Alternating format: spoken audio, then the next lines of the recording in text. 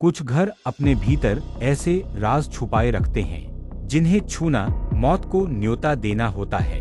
ये कहानी है एक हवेली की और एक अधूरी तस्वीर की, जहां आया विवेक नाम का एक पेंटर। उसे कहा गया था, इस तस्वीर को अधूरा ही रहने दो, इसे पूरा मत करना।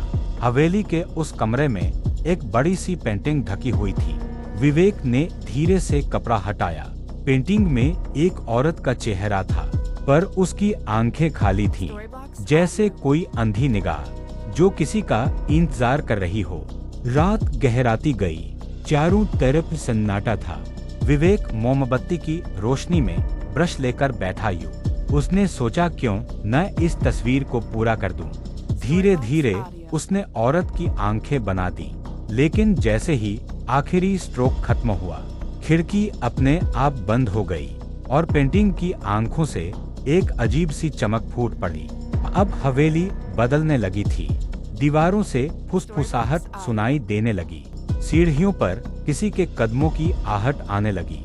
विवेक जब भी पेंटिंग को देखते, उसे लगता औरत अब मुस्कुरा रही है, और कभी कभी वो तस्वीर में नहीं होती, बल्कि कमरे के कोने में खड़ी दिखाई देती।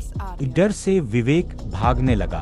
वो हवेली के हर कमरे में गया, लेकिन हर जगह वही औरत खड़ी थी। उसकी आंखें वही थीं जिन्हें विवेक ने खुद पेंट किया था।